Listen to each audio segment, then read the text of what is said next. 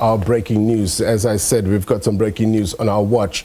SABC News reporting, former President Jacob Zuma has been expelled from the ANC. Fresh reporting now from Samkele Maseko, SABC News political reporter. Samkele, what more are we learning at this hour? A very good evening to you, Blaine. What we are learning is that the ANC's National Disciplinary Committee of Appeals has recommended the expulsion of former President Jacob Zuma after he failed to appear virtually in the ANC's disciplinary hearing. We also do know that this is a recommendation at this point in time.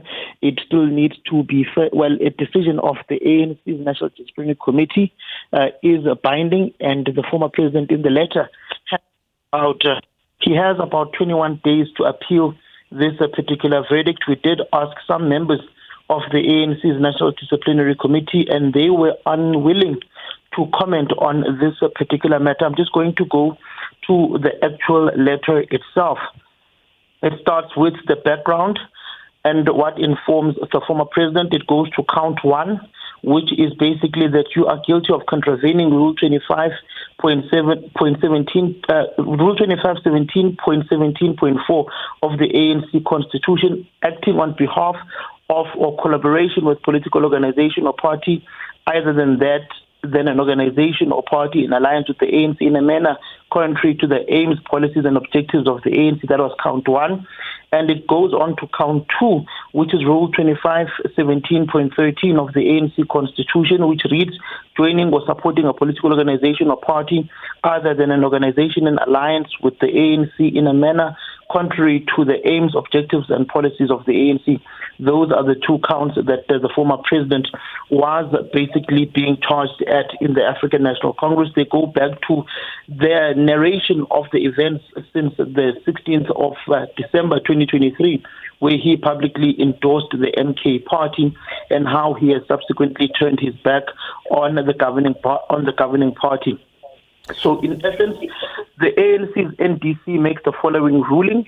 The disciplinary hearing of the charged member will be held virtually on a virtual platform, which was supposed to take place on the 23rd of July at 10 o'clock, and he opted to be represented by Tony Yengeni. It reads that Comrade Tony Yengeni was not available to attend the pre-hearing conference on Thursday, 18th of July. The NDC sent the following communique to Tony Yengeni.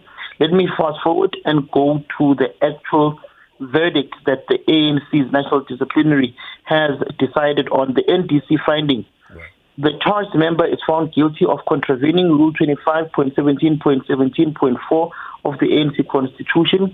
Read with the subsection 2 of the prejudicing the integrity or reputation of the organization by acting in collaboration with a registered political party with the MK party, which is not in alliance with the ANC in a manner contrary to the aims, policies, and objectives of the ANC. The charged member is expelled from the ANC. The charged member has the right to appeal the National Disciplinary Committee of Appeal within 21 days. So basically, the former president can go to the NDCA of the African National Congress to appeal this particular judgment. Right. At this point in time, it is a draft. It has not yet been fully finalized and has not yet been fully communicated with the ANC's officials or ANC structures. But what we do know is that the former president could not appear virtually because he did complain of a network issue out in Nkandla. Right. He did opt to be represented by Tony Yengeni, whom as well opted out of the meeting of the NDC of the hearing when it took place last week due to problems of network connection. So effectively, right, the former president at this point in time has been preliminarily expelled from the governing party upon finalization or official communication of these particular letters. We did speak to some members of the ANC's National Disciplinary Committee of Appeals, and some of them just basically said, what do you take us for? We can't be confirming ANC communication with journalists at this point in time. Do we know that this decision has been communicated to the former president? At this point in time, I cannot comment on that particular issue. To be frank, I do not know at this point in time. I was just communicating with the ANC's, some of the people I saw attached to this particular communication. I was communicating with them. I've not yet reached out to Nhlamulo Ndlela, the spokesperson of the MK party. I've not yet reached out to Tony Yengeni. I will definitely, after this particular phone call Tony Yengeni and find out whether such communication has been communicated with him as the elected representative of former President Jacob Zuma within this particular hearing within the ANC. Given your reporting on this, Samkele, do you have any indication, or did you receive any indication that this would be appealed? Is there a possible appeal to follow? Definitely, there would be an appeal to follow, because former President Jacob Zuma has maintained that he will die a member of the African National Congress. He holds dual membership of the ANC and the MK party.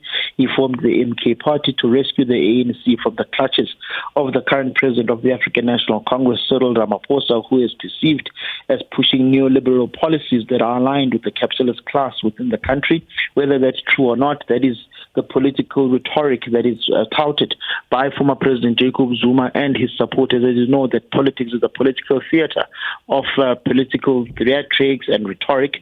And one will say that it will definitely be an issue that the former president will take up. He may decide to appeal this particular verdict, and it also may be deliberated in the highest decision-making body of the governing party that will be taking stock of what happened in the elections, and particularly knowing that the MK party that former President Jacob Zuma endorsed single-handedly dipped the ANC under 50% in the country, because no other political formation can claim that they are responsible for dipping the ANC under 50%. Right. The Moonshot Pact can't claim that. They dismally failed.